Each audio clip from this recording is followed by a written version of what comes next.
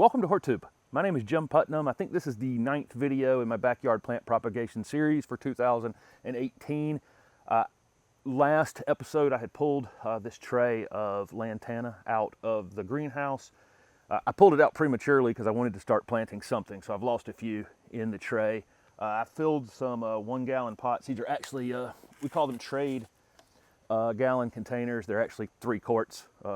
They were called gallons for a long time, and now some states have passed regulations that you actually can't call these gallon pots. They have to be called 3-quart pots, which makes sense because they're 3 quarts. But a lot of us in the nursery business will call them trade gallons because that's the one we've always used. But now you can also get full gallon pots. But these are great for your initial transplanting of your rooted cuttings.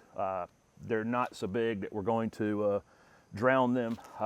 We're assuming we're going to leave them in there this first winter, so they compact down really well into a small space and are easy to winterize in that way. So that's why I always transplant mine into trade gallon containers. There are some things that are easy enough that you can go directly into a 3 gallon container if you want to, if that's the pot you're going to end up selling to plant in. But I rarely ever did that. I usually would leave my everything in a trade gallon pot for a season and then pot them up as I felt that I needed them. I'm using a pine bark mix. I hope we can focus in on this right here. This is some chunky pieces of aged pine bark, some more aged and broken down pieces of aged pine bark, and then the white little flecks in there are actually sand.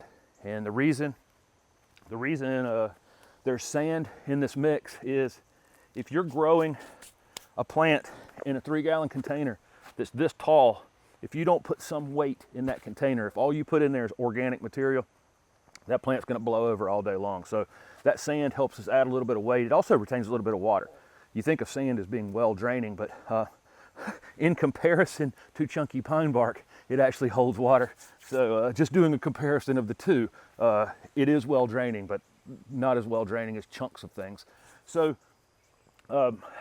like I said, last week I took this tray out of the greenhouse. I put it in a shaded space for a few days, and then I pulled it out into the sun for a few days to acclimate it. Whether you're rooting your own cuttings or whether you're buying cuttings from other people, I would always acclimate them out. I always assumed they just came out of a dark space. I've been burned by that several times, and the sun will absolutely cook your little tender plants if they've been in the shade for a long period of time, if they haven't been reacclimated to the sun. So keep that in mind. I have, in terms of if you're just doing a few rooted cuttings in your backyard, you could certainly try that peat and perlite mix that we use to root the cuttings in the greenhouse in your containers. I would not recommend that if you're actually trying to grow plants to eventually sell or growing plants in large numbers. You have to monitor that really closely. You really need to let that peat and perlite mix dry out almost completely in between waterings. So it's going to take some monitoring and probably even pot to pot. You'll see one pot will be still wet. You can't water them all the same if you're using a peat and perlite mix like that. But it would certainly be something you could go and buy readily off a shelf. This aged pine bark is going to be a little harder to find, but if you're actually interested in growing plants, you need to find out from other nurseries in your area where they're acquiring their potting mixes, because I just always bought my potting mix already blended. It's aged pine bark, sand, and there's some lime in it because this pine bark has such a low pH. Pine bark's going to be readily available in the southeast United States because there's pine trees everywhere. I've got just right here in my yard, I probably have 75 pine trees in my wooded space over there. They're everywhere, and it's the lumber that we're building houses out of. In the Pacific Northwest, you probably have a different tree that's being used, but same concept. It's going to be some sort of aged bark mixed with something to add a little bit of weight to it. Lime, because most of these tree barks are going to be have very low pH. Definitely the pine, and then a fertilizer, and that's pretty much it. And the other input is water, and water is, if I had to rank all the things that are the most important things in a nursery business, the quality of your water is number one for sure. If you don't have good water, then there's no point in really proceeding with this. I would encourage anybody thinking about a nursery business to get their water tested first thing. That would be the very first thing I'd recommend. Regulation is number one. If you're going to be regulated off of not being able to grow plants and wherever you're trying to grow them, that would be the first thing you need to check. And the second thing is water. If you don't have good water, kind of no point. These have been out for a week. They are not holding the soil all that well. I'm definitely rushing this operation, but I have these containers filled within about 1 inch of the top of the container. I like to leave a little bit of space. You'll see a lot of plants that are filled right to the top. There's a lot of machines filling pots now, and they'll fill them right to the top, and it's really hard to get that lip to be able to hold them in the future. So if humans are filling them, I like to leave them down a little bit in there, and that way I can pick them up. And this material right here, I can actually pick up 4 pots at one time. Definitely 3. 3 is very comfortable. But if you fill that soil all the way to the top, it's difficult to carry any more than 1 in each hand. But this is the same concept as planting anything. I just dig a little hole with my thumb, my pointer finger right here, and I stick the plant down in there. And I want to see the top of the rooted cutting. I want to see some of that perlite that came from that. I'll give you a close-up of that. So I'll pull another one out of here. They're barely holding together, but they do have pretty good roots. I will dig a hole with my pointer finger, just like that. I'm trying to hold a camera and do this at the exact same time, but about the exact same depth is that rooted cutting. And then I'll cover around it and then tamp it down. But again, I don't want to cover anything that wasn't covered in that tray, and I want to see the top of this perlite. Same thing on that one. I'm going to go ahead and fill the rest of these. I ended up getting 16 that were rooted well enough for me to pull out of the tray and plant.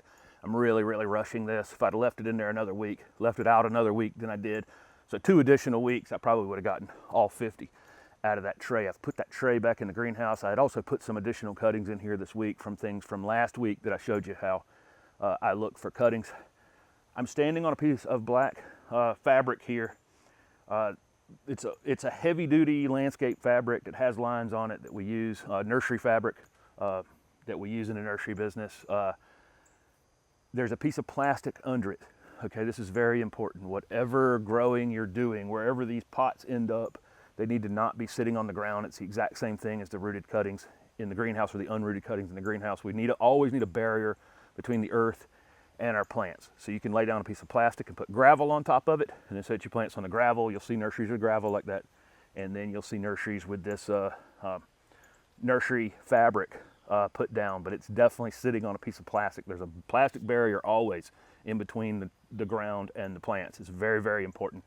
Another one of those things, you can get away with it for a little while, but eventually you'll be watering these pots so much that if the water's able to run through this fabric and get into that ground, it's just going to build up and build up and build up there, and you're going to grow pathogens that are going to end up back into your containers. Trust me, you need a barrier. You need some sort of plastic barrier to run this water away from your plants when you're irrigating them.